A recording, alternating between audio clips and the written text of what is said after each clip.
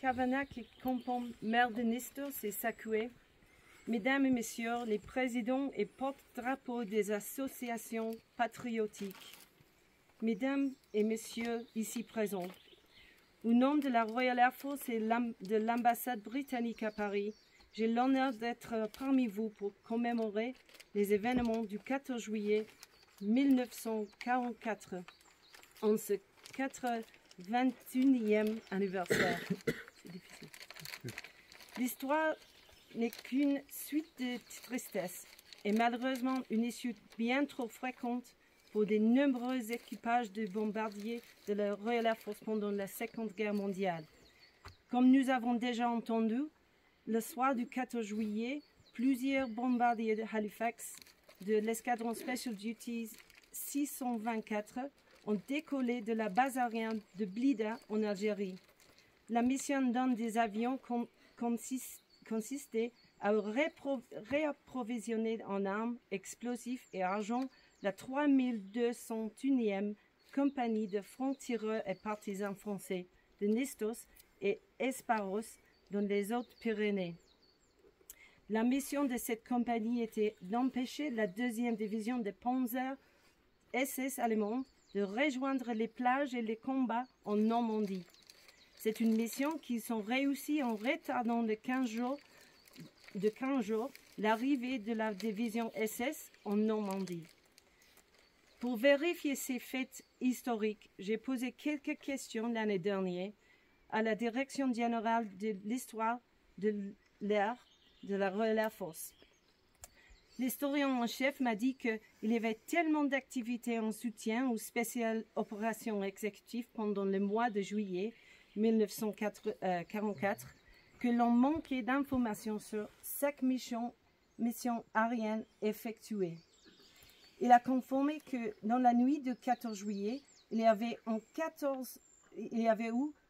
14 sorties aux missions aériennes ou départ de Blida.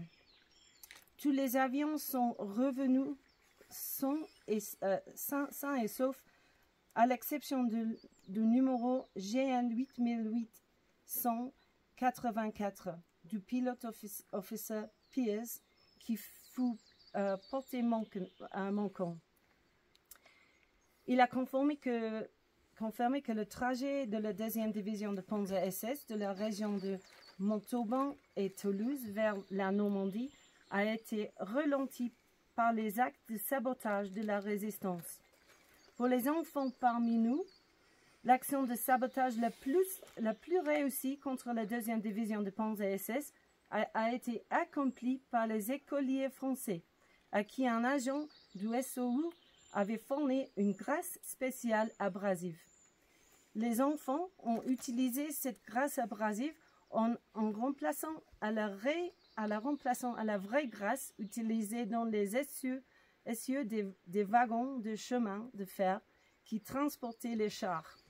Cette graisse abrasive a provoqué l'usure rapide et anormale des essieux, obligeant les Allemands à transporter par elle très lentement leurs chars jusqu'en Normandie.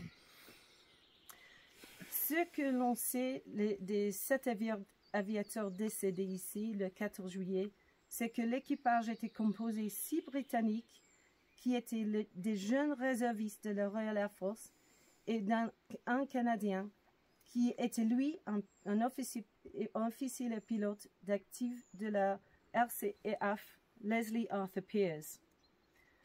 Je tiens à remercier des habitants de Nistos et Sakoué, la communauté des communes de la Nest et de la Barousse des Hautes-Pyrénées, qui se souvient encore de ce qui s'est passé ici. L'effort extraordinaire que vous, les habitants de cette commune, faites pour que le souvenir à ces aviateurs alliés reste vivant est remarquable. Je remercie en particulier les montagnards et Al Gourdé qui ont consacré tant de temps et d'efforts à l'entretien de ce lieu sacré pour rendre hommage à ceux qui sont morts ici pour la liberté. Je tiens également à remercier l'équipe de la commission des sépultures de guerre du Commonwealth qui ont fourni ces stèles d'une qualité exceptionnelle provenant du Pays de Galles pour honorer ces hommes de l'année dernière. Je remercie également messieurs les maires et la population. Nous comptons sur vous, les enfants ici présents, pour perpétuer l'histoire et la mémoire de ces aviateurs. Le lien entre le Commonwealth et la France sont forts et resteront. Comme nous le disons en anglais, we will remember them. Nous nous souviendrons d'eux. Merci de votre présence ici. Messieurs les maires, mesdames et messieurs, en vos grades et qualités, mesdames et messieurs, c'est avec beaucoup d'émotion que je prononce ces quelques